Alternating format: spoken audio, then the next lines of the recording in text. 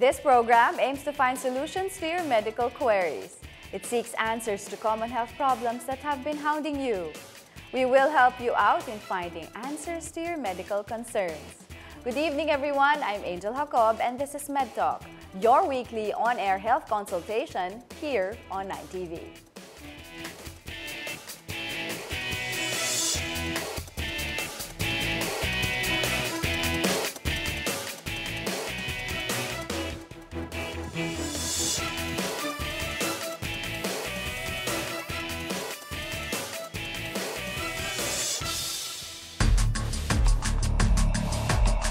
Located at the front neck, just underneath the muscle layers and skin, the thyroid gland is the largest gland in the neck. The thyroid's primary role is to control your body's metabolism. The problem begins when there is an excessive production of the thyroid hormone called hyperthyroidism. Hyperthyroidism are function of the thyroid gland. So the anatomical defect, yung lumalaki. Now, the next step would be to determine whether they are hypo or decrease yung function nila, or hyper where there's excessive function of the release of thyroid hormones. When this happens, you have more thyroid hormones that your body calls for, and you begin experiencing muscle weakness, anxiety, diarrhea, and weight loss, despite feeling hungrier. Thyroid problems may take shape at any age, with women 10 times more likely to be affected than men.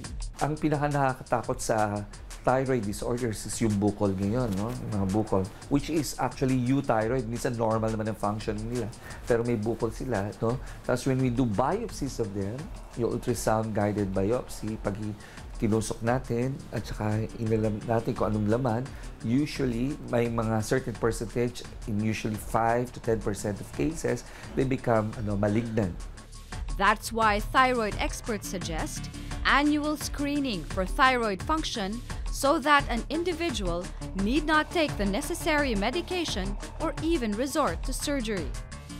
What are some consequences of iodine deficiency in relation to the thyroid gland? How can you perform your own thyroid neck check? Find out the answers tonight on MedTalk. Joining us tonight is Dr. Mia Fojas, an endocrinologist at the Manila Medical Center. She's also a director at the Philippine Society of Endocrinology, Diabetes, and Metabolism. Also joining us tonight is Dr. Nemesio Nicodemus Jr., an endocrinologist at the Manila Doctors Hospital. He's the secretary of the Philippine Society of Endocrinology, Diabetes, and Metabolism. You may join in the discussion by calling our hotline at 548-4678. Good evening, doctors. Welcome to MedTalk. Good evening, Angel. The thyroid. Tonight is all about understanding, learning more about the thyroid. Where exactly is the thyroid located and how does it work? Okay, let us begin by showing where it is really. Most of us would actually associate the thyroid as an organ here in our neck. The best position to start is what we call as the cricoid cartilage in medicine, but in layman's term, it's called the Adam's apple. Okay. So lahat meron tayo nito eh. Pero sa mga lalaki, mas prominent ito. So ang una namin ginagawa, tinitignan namin doon sa leeg ng tao kung saan yung Adam's apple, and then pumupunta kami pababa. And then going down, you will see this butterfly-shaped organ na tinatawag namin. Para siyang pakpak ng paru-paro na nakabukas. So meron kang left, you have a right. This is the entire thyroid gland. So kapag tayo ay lumulunok, it actually goes up and down. Kaya pagka ina-examine ng doctor yung patient, usually we ask them to swallow. So pagka ikaw ay lumunok, ang mangyayari dyan, tataas bababa yan. Ganon ang nangyayari dyan. So pag hinahawakan namin yung leeg ng pasyente, makikita namin na kapag pinalunok namin, ito ay tataas bababa, mafe-feel namin yung thyroid. That is the thyroid gland. So now, I'm swallowing while you were explaining. So, okay. Medyo difficulty pa nga ako in swallowing now. Pero, And that's the okay. normal size, ha? So, Okay. maliit lang siya. So, hindi siya dapat masyadong nakikita. Okay, so hindi siya dapat nakaprotrude. Hindi, hindi. In fact, for most people, flat ng neck natin. Wala ka dapat nakikita dyan na nakaprotrude except yung iyong cartilage na ito, yung may the Adam's apple. Sa bandang ilalim, dapat flat.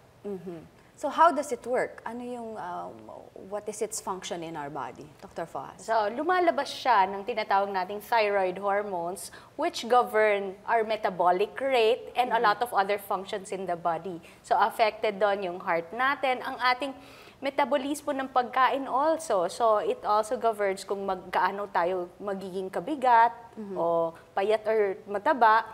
But especially important sa mga buntis, no?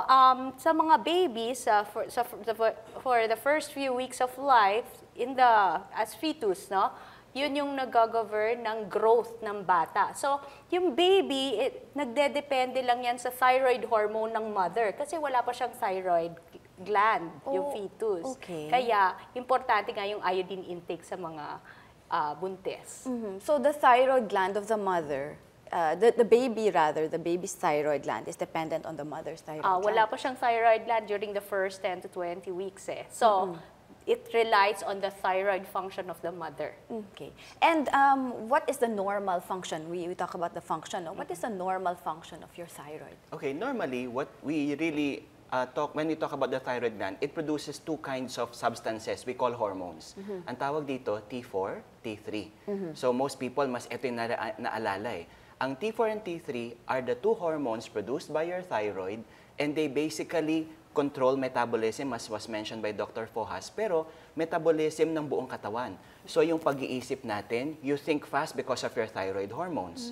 Your blood pressure is normal because of your thyroid hormones. Your temperature is normal because of your thyroid hormones. Yung bowel movement is also normal because of the thyroid hormones. And even your reproductive organs are normal because your thyroid hormones affect them as well. Do people realize that?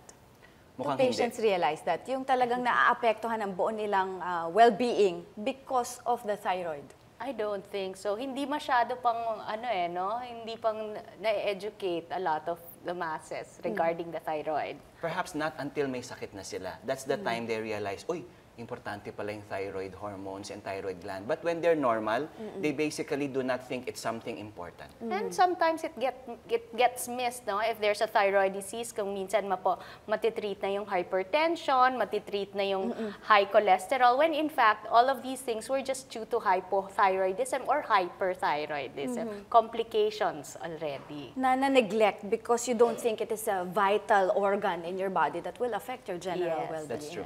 You mentioned T4 and T3. Can we just talk about that a little Okay. bit more? What Sige. is T3 exactly and T4 in relation to the thyroid Okay. So, kasi yung thyroid nga natin, since this is a gland, meron siyang ginagawang mga substances o yung sangkap. Now, what happens is, yung sangkap na yon dalawang klase. One is called T4. The reason why it's called T4 is because there are 4 molecules of iodine attached to that particular hormone, kaya T4. Okay. Yung isa naman, T3, kasi 3 molecules of iodine lang yon. Okay. So that's why the hormone is very much dependent on your iodine level in the blood. So kung ikaw ay kulang sa iodine, maaring hindi ka magkakaroon ng enough T4, T3. Kapag sobra naman yung iodine mo, maaari ka magkaroon ng overproduction of T4, T3.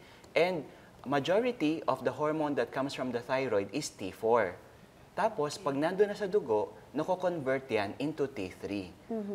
So that the thyroid makes your body doesn't make iodine, di ba? No, we have to get it from diet. And then, so that's when the T4 and T3 will... The thyroid will make the thyroid hormones from the iodine intake. Okay. So, kunwari, kumain tayo ng pagkain may iodine, Yes, ano? diretso Pupunta yan yun sa doon. stomach, ma-absorb mo, pupunta sa dugo, and then from the blood, it goes to the thyroid. Doon sa thyroid, gagamitin na ng thyroid gland yung iodine to form T4, T3. Wala nang okay. ibang pinupuntahan ng iodine kung hindi sa dito. thyroid gland. Alright. So there's no other organ of the body na pupuntahan Normally, itong wala. iodine na to. Pero pag sumobra ka, lalabas mo yung sa ihi. Okay. So na-eliminate din ng body mo. Yes. Yung normal function. Yes. Okay. So that is the normal function of your thyroid gland in Right. relation to your T4, your T3, and your iodine intake. Yes. In the event that yung hindi normal na yung function ng inyong thyroid, what happens? Or ano yung mga first signs that your thyroid is not functioning well? There may be two things. Una, yung tinatawag nating morphologic o yung itsura. Kapag abnormal na yung thyroid function mo, yung thyroid mo na normally hindi kita, magkakaroon na ng bukol yan. Pagka your thyroid starts to increase in size, sabi nga ni Dr. Fohas kanina, this is the normal size, no? If you suddenly have a thyroid that is larger than this, the entire thyroid enlarges, we call that goiter. Okay. Kapag ka buong-buo yung lumaki, it's called a diffuse goiter. Okay. Pero kapag ka halimbawa naman, instead of having an enlargement of the entire thyroid, you actually develop a mass or a nodule, kagaya nito. Ang tawag natin dito, it's a thyroid nodule or a nodular goiter. Pero pwedeng hindi lang isa. Pwede kang magkaroon ng madami. No? Ayan. Pagka ikaw naman ay marami, both left and right ng iyong thyroid, maraming nodules, we call it multinodular goiter. So, yun yung pwedeng mangyari in terms of anatomy. Pwede kang magkaroon ng paglaki ng thyroid, which is called goiter. Sa mga Filipino, ang tawag din natin doon, bosyo. Bosyo. Bosyo. Sa mga probinsya lalo na. Pero, pagka naman hindi lumalaki yung thyroid mo, pero abnormal naman yung function, meaning dumadami yung T4, T3, isa pang sakit yun. Ang tawag naman doon, hyperthyroidism, or we also call toxic goiter.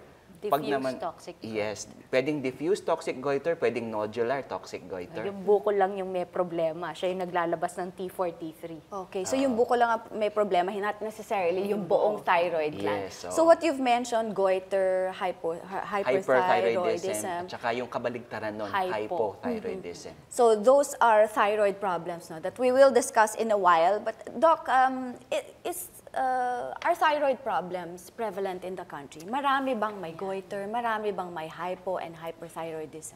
You know, we did a study sa Philippine Society of Endocrinology, Diabetes and Metabolism a few years ago, and this was in cooperation with the Food and Nutrition Research Institute. A nationwide survey was conducted, and we found out that among Filipinos, 9 out of 100 have goiters. And that is even greater than the prevalence of diabetes in our country, which at that time was only 7 out of 100. 9 out of 100 have goiters.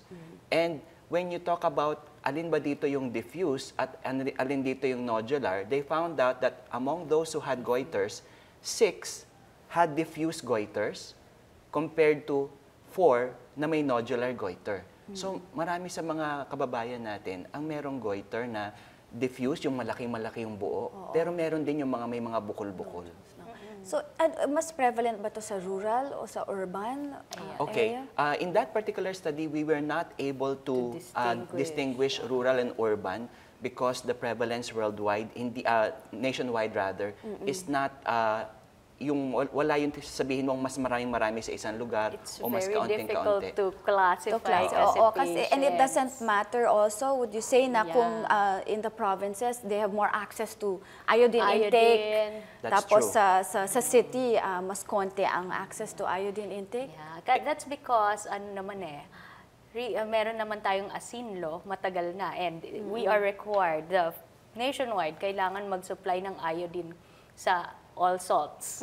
Kaya it should not be one of the bigger causes for the thyroid disease. But the data is comparable to other Asian countries as well. So mas prevalent sa mga Asians kesa sa mga Caucasians. And you would think that people near the sea, yung mga maraming mga, dapat less yan, di ba? Yung iodine deficiency. Yes. But the latest data showed that yung critical areas sa Philippines na merong high prevalence of iodine deficiency, Zamboanga.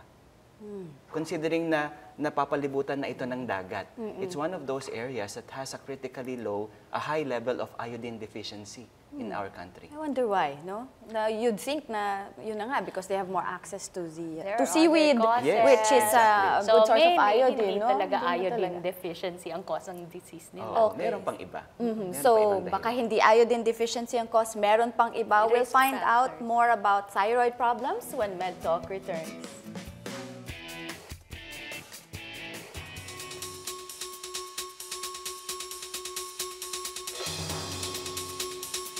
Add thyroid disease to the long list of negative effects of cigarette smoking.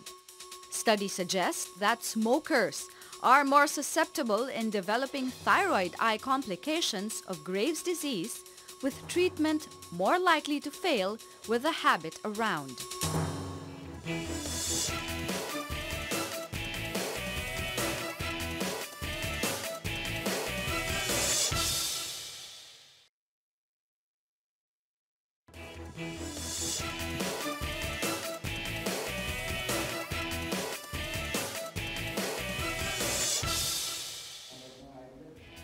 back here on MedTalk, still talking about thyroid problems.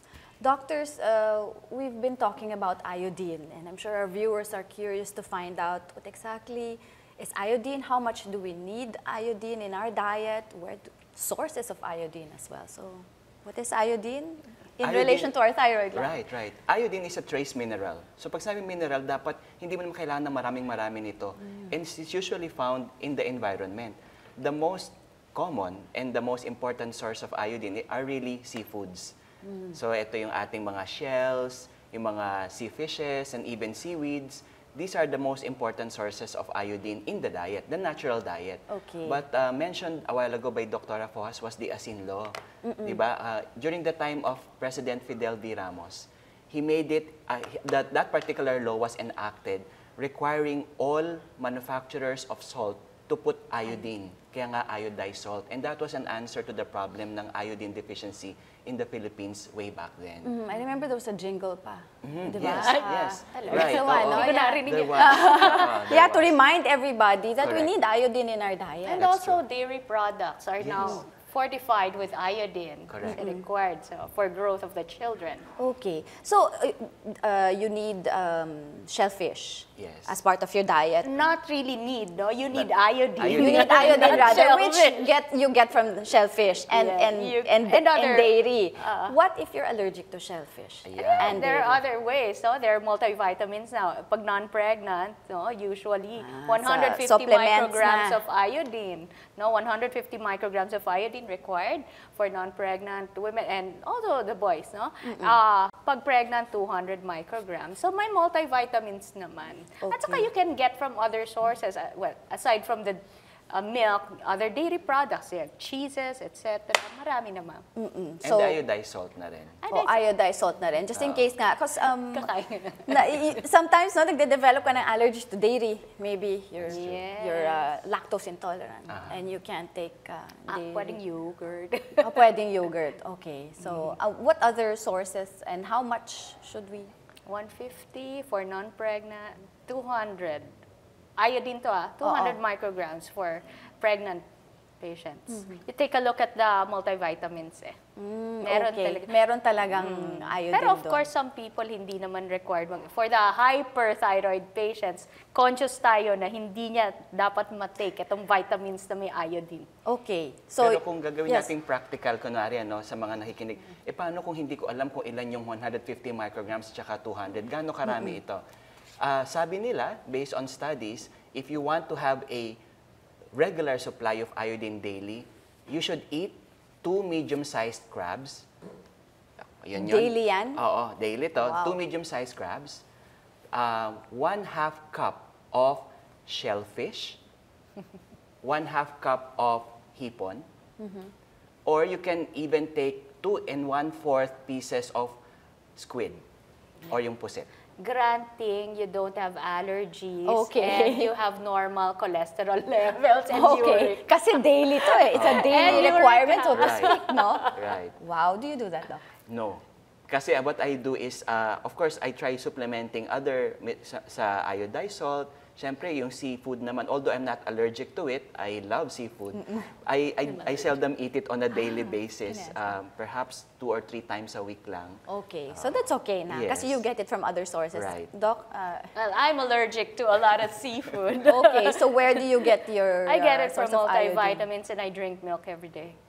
Okay. So there, sometimes we'd also like to know habits or the diet of our doctors. So we can emulate, we can refer to your diet para mas maging healthy kaming lahat ng mga patients. Doctors, we mentioned that we're going to discuss thyroid diseases. Let's talk about the first thyroid disease here on my notes. It's hyperthyroidism. What is hyperthyroidism exactly? Sige. Hyperthyroidism is a disease state wherein sobra yung dami ng T4 and T3 na ginagawa ng thyroid. So kanina, sinabi natin kung ano yung T4, T3, no? Kapag sumobra yon, ang tawag natin doon, hyperthyroidism. So because you have elevated T4, T3, you will have symptoms of abnormal hormone levels like nagsisimula ka ng magpalpitate, bibilis yung tibok ng puso mo.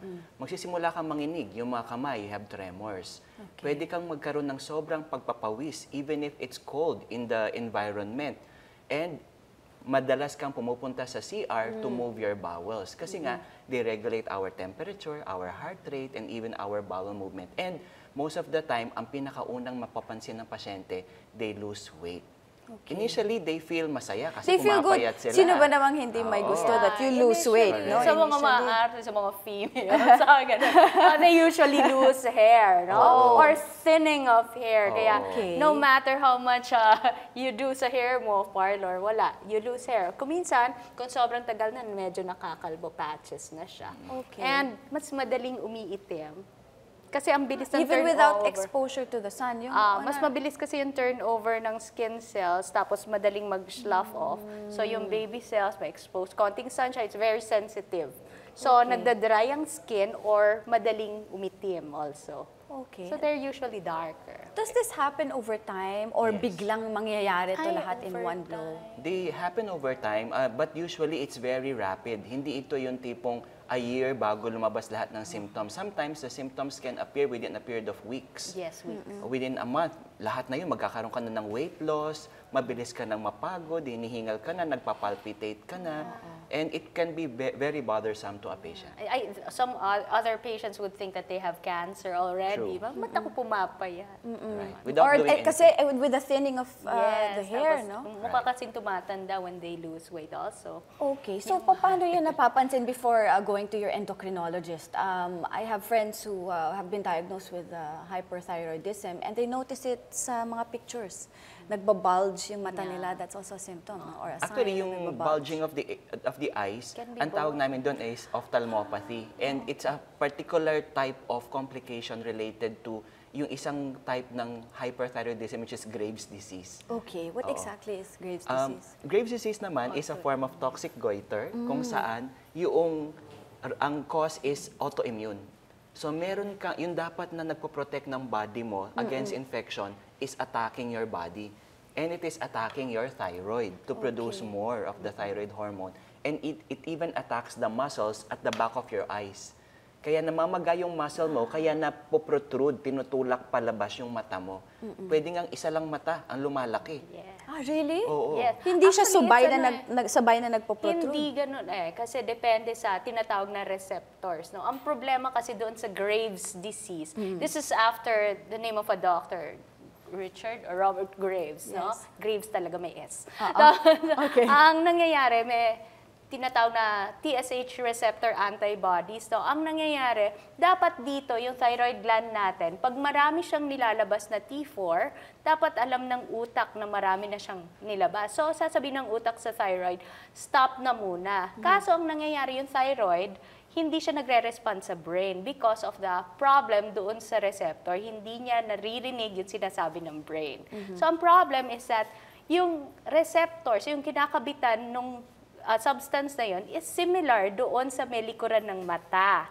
Kaya, while you have that disease in the thyroid, ganun din yung mangyayari sa mata. Kaya nagpo-protrude siya. Kaya namamaga siya yun. So, but once you treat this, posibleng umokay yun. Posible. Pero kung minsan, may separate pang gamot siya. Okay, yung the Yung protruding mata. of the eye, hindi lang ito yung iti-treat separate as you Pwedeng mentioned. separate. Pwede kasi siyang, kung masyadong matagal na hindi naman masyadong pinapansin, no? Kung masyadong matagal, baka separate treatment pa yon. After matreat ito, meron ka pang ibang gamot na bibigay para sa mata. Yung mga symptoms that you've mentioned, baka others nga might think it's cancer, no? Others might think they're just so stressed. True. Na after a few weeks, after maybe a big meeting or they're finishing a project, mawawala lang to. Does it just go away? Or do you really need medical attention pag nakita mo na itong mga symptoms? No? It's life-threatening. Unfortunately, if you leave it untreated, it will get worse. And that's the reason why it has to be recognized and treated properly. What could be the possible complications Yeah. of hyperthyroidism? Earlier said, no, sinabi ni Doc Nemi na the thyroid governs the function of the heart, etc.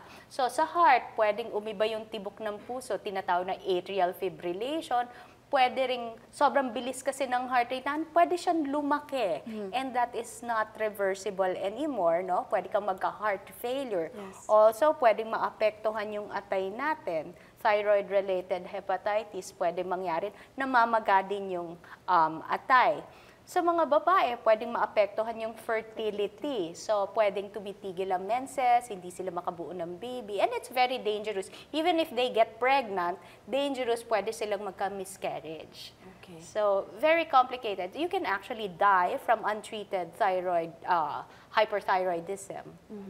The extreme case is yung tinatawag naming thyroid storm. Yes. Pag sinabing thyroid storm, sobrang ng taas ng level ng thyroid hormone mo, na nilalagnat ka na, sobrang ng bilis ng tibok ng puso mo, nahihirapan ka ng huminga, namamanas ka na. Pag dinala ka sa ER, there are cases na kapag hindi nagamot properly, they might die of it. Lalo na pag naninilaw na. Yes. Oh, naninilaw na. That means yung liver nila apektado na. Sobrang problem.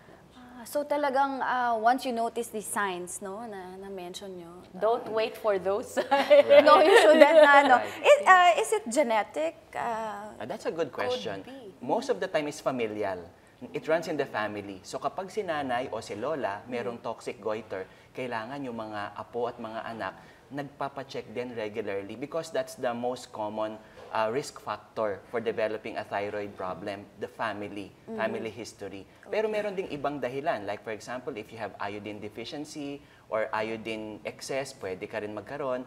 Stress, as you mentioned, stress is Pwedeng already a mag-trigger. well-known risk factor for developing hyperthyroidism or toxic goiter. So tama yun, na kapag yung ibang mga pasyente nagkaroon lang ng stressful life event, kunwari nakipaghiwalay sa boyfriend, Yes. o kaya merong mga, of course, if a loved one dies, Yes. that can be a severe stress to trigger the development of hyperthyroidism. Oh, the stress kasi decreases your immune function. Kaya also you can have a viral infection which can trigger some kind of a thyroiditis. That's why the function is affected. How about the work environment, those exposed to radiation? Radiation, yes, Are they at that's risk true. as well? Yes. Pwedeng mostly hypothyroidism. Okay. Kasi radiation therapy nga yung nangyayari doon okay. Sometimes may pre-medication naman yun, binibigyan ng higher dose of iodine for these workers. Kaya nape-prevent. Pero yung alam mo, occurrence. recently, there have been reports na in the environment, it's not just the radiation, but even the chemicals that we find in the food. Meron tayong tinatawag na endocrine disruptors. Ito yung mga chemicals sa pagkain natin na maaaring hindi na-recognize before, pero ngayon they are slowly identifying them as the ones that disturb our thyroid. Would you have any example before we cut to a break? An Example nito, of that? very classic example, the Teflon, where we usually yes. cook, di ba? For Using cooking. for Yes. cooking. That has been found to be an endocrine disruptor that could affect the thyroid hormone production. Oh, wow. Okay. So it's some as But this pag is chronic a exposure na to. correlation ah. correlation. So Hindi the naman yung isang mechanism gamit hindi lang. pa. Hindi naman isang gamit lang that it can Meron lead na to yun. a thyroid disease, no? Or those who probably make Teflon. Yes, oo. So talagang may mga small substances na that can affect. So that's in the environment as you mentioned. Okay. We'll also talk about hypothyroidism. What is it in relation to the thyroid gland? What is the difference or similarity to hyperthyroidism, doctors? We'll talk about that when MedTalk returns.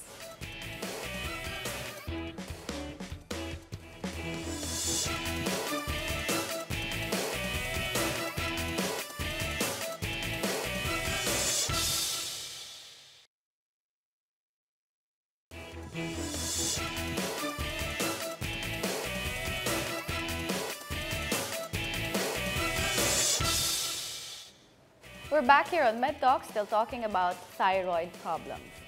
Doctors, we've talked about hyperthyroidism. This time, let's talk about hypothyroidism, which is linked to weight gain. Is that true? Yeah, pwede. Yes. And in some cases, wala namang masyadong weight gain. But we'll talk about that later. Okay. Regarding hypothyroidism, this is the complete opposite of hyperthyroidism. So ito naman, mas less or halos wala nang nilalabas ang thyroid gland natin na T4 at saka T3. Kaya siya tinatawag na hypothyroid. So pag hypothyroid ka, I'll talk about the symptoms. Yes. So mas mabagal ang metabolic rate. So kung minsan mas mabagal din yung heart rate, no? Kaya ang nangyayari, pareho rin sa hyper, nagkakaroon sila ng palpitations. Lalo na kung halimbawa hypothyroid tapos tumatakbo, parang hindi maka-cope up yung heart. So nagpa-palpitate din sila. So yung regarding yung mas mataba, no? Kasi nga, ang nangyayari, mas mabagal ang metabolic rate, mas mabagal ang metabolismo ng pagkain. So mostly nade-deposit as fat or in some cases, dahil din ang pasyente nagmamanas. Pag hypothyroid sila. Kaya parang mas mabigat sila. Ang bagal pa ng metabolic rate. Kaya ganon.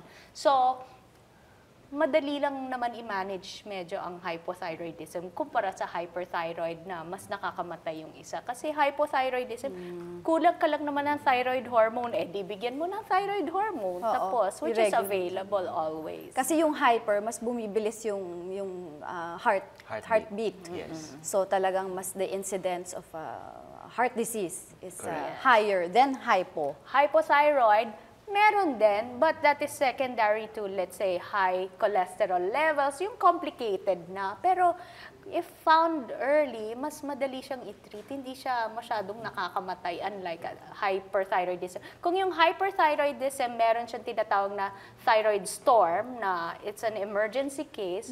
Doon naman sa hypo, myxedema coma. So parang tulog siya forever, bumabagsak yung sodium. So, parang nawawala din sila sa sarili. So, yun yung myxedema. Pero hindi siya masyadong common. Okay. Kasi mas maraming iodine intake, mas madaling ma-recognize kasi yung pasyente parang lantang-lanta na, parang walang ganang gumawa ng anything before that happens. Okay. To share lang with everyone, no, I was diagnosed with a hypo. And yung sinasabi mong lantang-lanta, I felt that way, tapos my skin was rough, and I think my TSH, the thyroid stimulating hormone, was down or mabagal siya. And TSH would be high in hypothyroidism because yung utak nagsisignal sa thyroid gland na, sige, maglabas ka pa ng thyroid hormone, so the TSH goes up. Ayaw ng thyroid gland maglabas ng T4, T3. Kaya pinipilit niya pa rin. Ang tendency, pag hypo also, lumalaki yan kasi pinipilit ng TSH, thyroid stimulating hormone. It stimulates the thyroid gland. So, iba yung lumarami, no? Hindi siya makaproduce enough. Okay. So, yun ang nangyayari. Tapos, regarding the skin, ano? Yes. So, naging rough siya, na parang scaly in a way. Similar to hyperthyroidism, there are skin changes. Sabi ko nga kanina, pwedeng maging dry also. Sa hypo, nagiging rough skin. Tapos sa hair also brittle. So madaling napuputol yan. No matter how much rebonding you do, nangyayari yan. Or no matter how much conditioning and hair mask you do. Tapos, tapos medyo maga din. Nagmamanas. So, nangyayari. How about the eyes? Similar din sa hyper, nagbabulge din. Hindi yung mismong mata ang nagbabulge, kung hindi yung talukap ng mata. So what happens is nagkakaroon ng pamamanas around the eye such that the patient looks like as if kababagong iyak lang niya o bagong gising. Dito kasi yan yung talukap, no? Tapos it's parang magang-maga. Parang namamaga, parang kang bagong iyak. Usually yung description ng mga pasyente na parang namamaga yung paligid ng mata nila kasi nga nagkakaroon ng kaunting manas, and that also involves yung part ng eye natin, yung sa patalukap ng mata, doon din namamanas. Kaya mas parang bulging. At naaagapan naman when you see all these symptoms, no? Aagapan. Kasi you said treated early. So are there stages in treating hypothyroidism? Even if it is very treatable, the problem is the symptoms that was mentioned by Dr. Mia a while ago, hindi ito nagde-develop over months. They develop over years. Yes. So, ang nangyayari I tuloy, agree. di ba? So, ang nangyayari, yung pasyente, ina-attribute niya lang to something else other than a disease. Kaya kung tawagin siya silent menace. Kasi nga, ang nangyayari, you develop the disease, without knowing it. Kasi akala mo tumatanda ka lang. Nagda-dry lang yung skin mo. Part akala of the aging process lang siya. Bumabagal yung pag-iisip mo. Nagkakaroon ka ng mabagal na pagkilos. Kasi akala mo tumatanda ka lang without knowing that the reason why you are developing those, kasi hypothyroid ka na pala. So, pagka dumating yung panahon na yon, usually doon na lang nagkakaroon ng consultation sa doktor. Unfortunately, that happens quite late in the game. Okay. Even if it is very treatable, hindi siya nare-recognize kaagad. So, once we recognize it using blood test, nabanggit nga kanina ni Dr. Mia, mataas ang TSH, then we start treating the patient already with thyroid hormone replacement. And of course, part is to give them dietary advice to increase their iodine intake. What does the thyroid hormone replacement do? How does it regulate your T4, T3, TSH? It's the thyroid hormone replacement therapy. Meron kasi tayong similar to the T4. So that's what you call the levothyroxine. So that's what you're supposed to take early in the morning as soon as you wake up. So yun yung replacement na binibigay. On the other side, no, I'd like to say yung sa mga patients, kaya silent menace also, when they consult with the doctor, sometimes yung complication na halimbawa sa skin.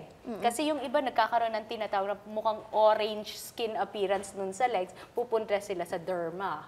So yung ganon. So sa hair, consult nila more, kasi more usually sa mga girls. So kaya ibang nakokonsultahan nila, hindi talaga maa-attribute nila agad sa thyroid. You mentioned girls, no? Yes. Bakit mas parang prevalent siya sa girls? Mas Actually, concern ng girls yung mga na-mention ni Dr. Fojas. Kasi hindi lang sa Pilipinas, but worldwide, the prevalence of thyroid disorders is 3 times higher in females compared to men. Kahit dito sa Pilipinas, 3:1. Mas maraming babae nagkakaroon ng thyroid disorders like hyperthyroidism and even hypo. It has something to do with the other hormone that females are also producing, the reproductive hormones. So, merong interaction yung thyroid hormone and the reproductive hormones ng babae to increase the risk of developing thyroid problems. Okay. How about the risk of developing thyroid cancer?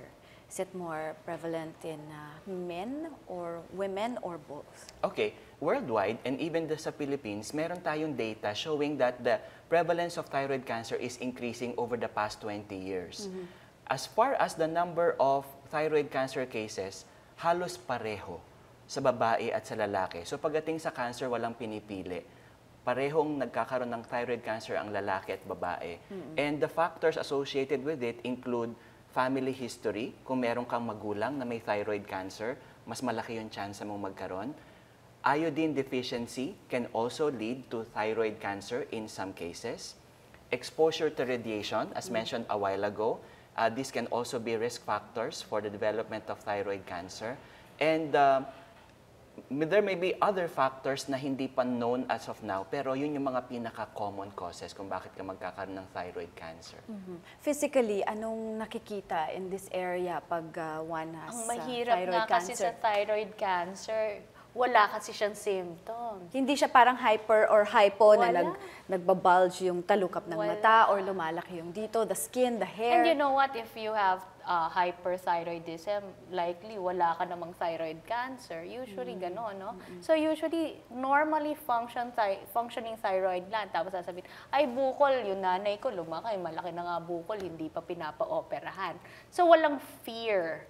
Kaya hindi agad na tatanggal. So yung bukol na yon, they might think goiter siya. Na pwede lang Yes. operahan at liliit at with medication and Or proper hindi treatment. gagalawin.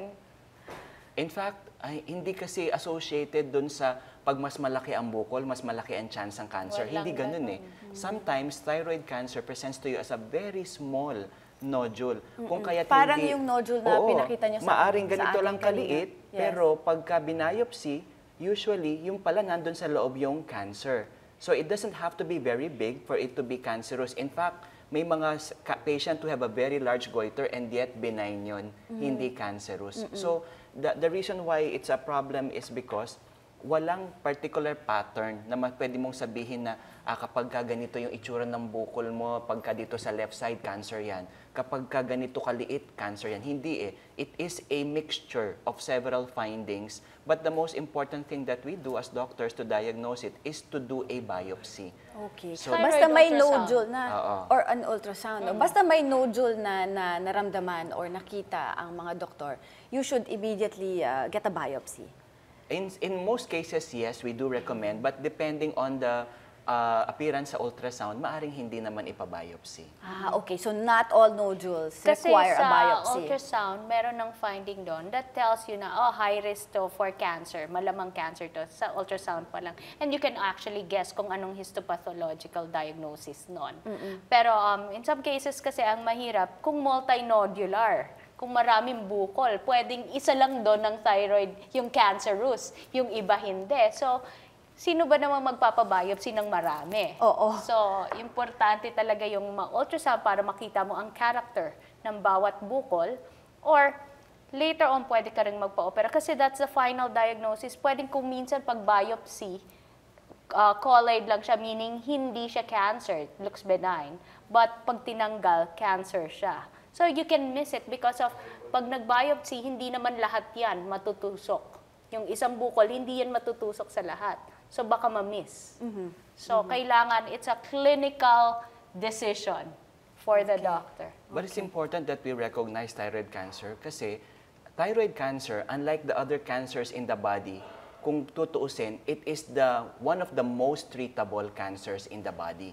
There are 4 types of thyroid cancers. Meron tayong tinatawag na papillary, follicular, anaplastic, and medullary. Dalawa dito, madaling magamot, like papillary and follicular. Pag sinabing madaling magamot, you can have a cure rate of as much as 95% in 5 years. So maganda ang survival rate. So, If diagnosed early. if diagnosed early and if treated properly, maganda ang survival. In fact, here in the Philippines, we have the Philippine Thyroid Cancer Support Group, a group of thyroid cancer patients who organize themselves into a group to support each other, especially those na newly diagnosed cancer patients.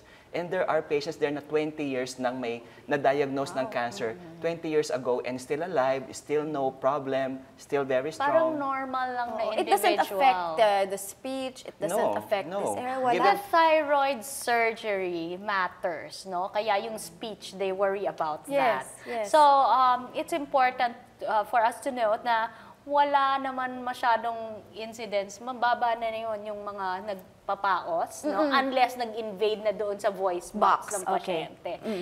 Ibig sabihin, pangit na cancer na yon. Pero ngayon, hindi na kasi magagaling naman na yung mga surgeons. Hindi na yung operasyon na nasa tabing ilog. Hindi ganun siya. Very modern technology already when treating At saka thyroid maliliit cancer. na yung hilog. Right. And they tend to be less invasive now pagdating sa procedures, pagka-opera. That's Unlike good to before know. na ang takot ng pasyente, baka ang laki-laki ng hiwa sa leeg. Ngayon, the surgeons are very meticulous in that they want a very small incision para dun lang sa ibabaw ng natural mo na guhit sa leeg para pagka nagkaroon ka ng scar, parang hindi totoong, parang hindi nakikita yung scar. Post-operatively, meaning after nung maoperahan, posibleng magkaroon ng voice changes. So parang manamamaos kasi namamaga pa yung area. Pero in time, when you start giving yung replacement therapy, bibigyan mo ng thyroid hormone, nawawala din yon. Okay. So that's good to know, no? Na no fear na maapektuhan yung kanilang speech. They'll live a good, normal life. Yes. And then for females, no? Men as well, no? Yes. Yung the surgery here, na hindi masyadong halata. Basta diagnosed early, Yes. it is treatable and Yes. you will get well from the cancer, no? Right. Doctors, the last week of January is Goiter Awareness Week. Thyroid awareness. Yes. Well, Goiter- thyroid, Goiter Goiter awareness. Awareness Yes. Week. We will talk about that Yeah. when MedTalk returns.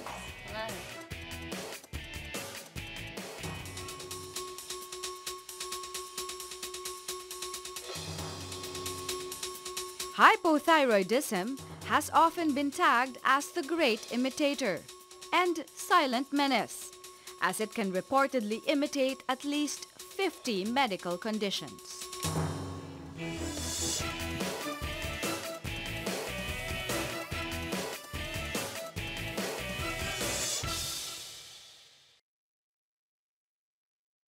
We're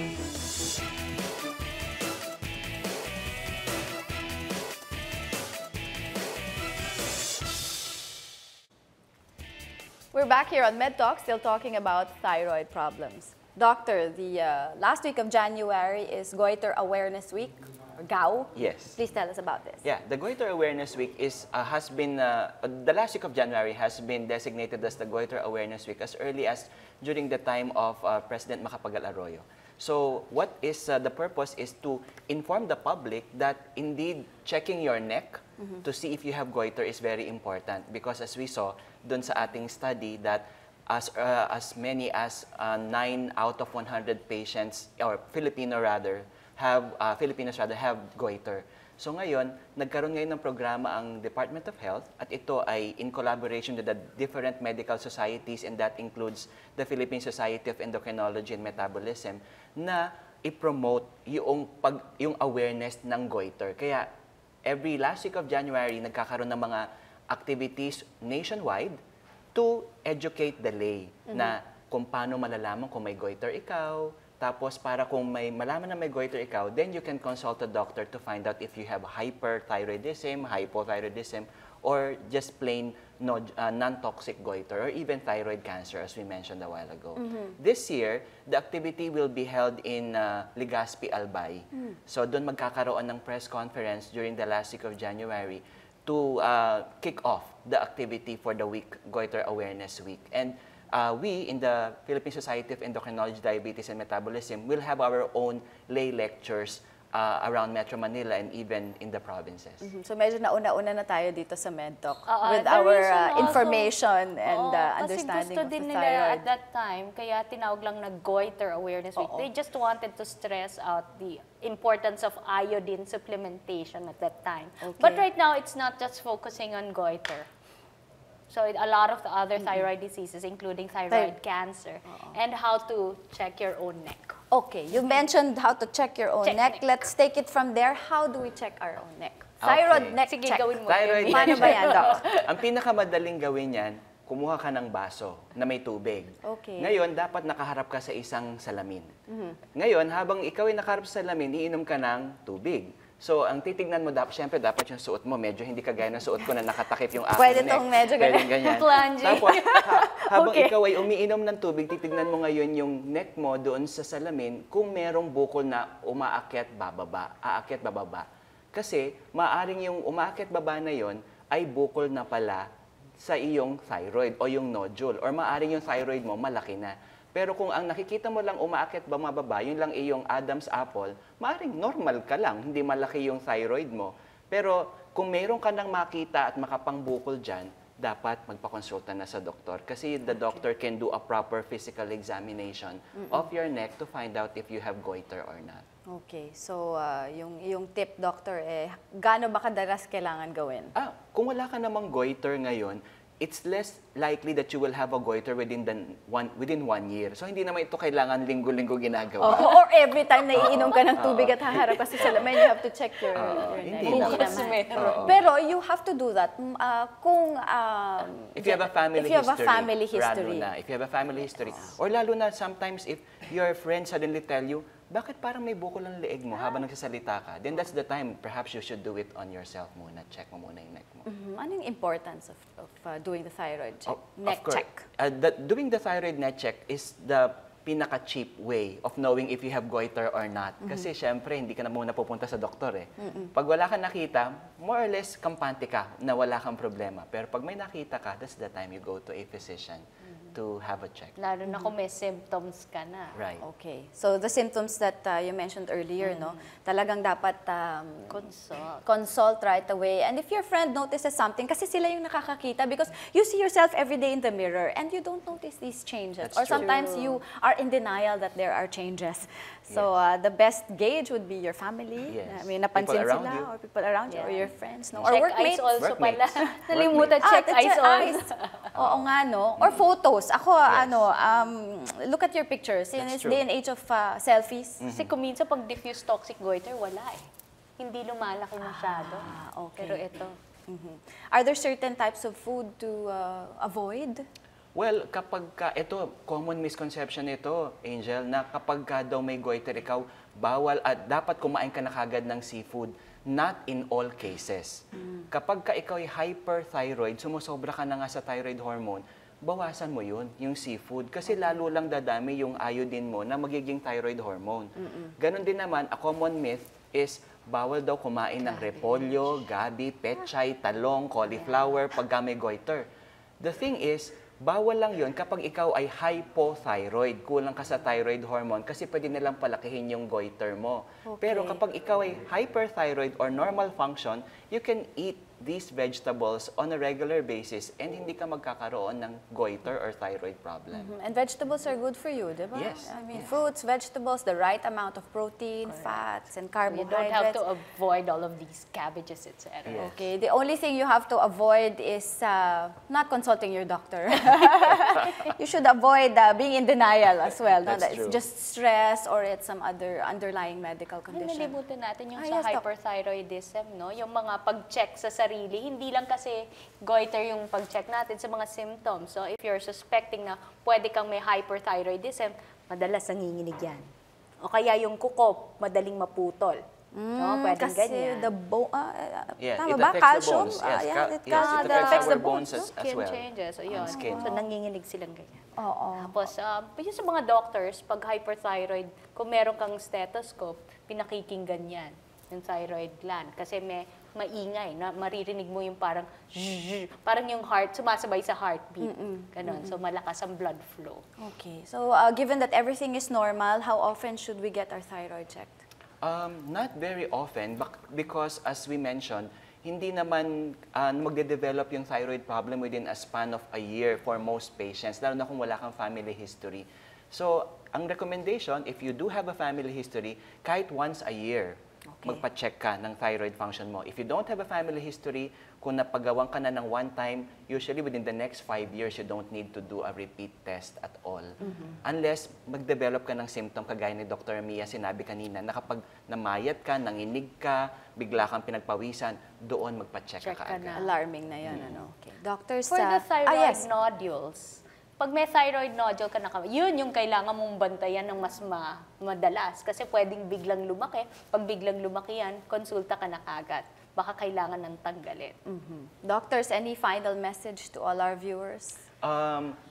Since we're talking about the thyroid and we all know that it is indeed a very important public health problem here in the Philippines, what I would like to stress is that, una, kung meron pong family history ng thyroid problems, make sure that you have your neck check, go to a doctor, especially kapag meron na ikaw na mga goiter or symptoms na nararamdaman. And if the doctor tells you to take your medicines, please do take them. Kasi po, importanteng gamot. Okay, thank you, Dr. Nicabel. Dr. Fojas. Thyroid disease is a very manageable problem, including thyroid cancer. So better have yourself checked by a credible doctor who will be able to take care of you and who will be able to follow up regularly. Yan. And also, we have activities related to Goiter Awareness Week. You can actually access our website at endo-society.org.ph. You can also download some information regarding hypothyroidism, goiter, and thyroid nodules there. All right, thank you, Dr. Nicodemus and Dr. Fojas, for educating all of us on how to take good care of our thyroid gland. Thank you very Maraming much. salamat Thank you. ulit. See you again next Tuesday, 7 p.m. here on MedTalk, your scheduled on-air consultation on 9TV. This is Angel Jacob. Good night, everyone.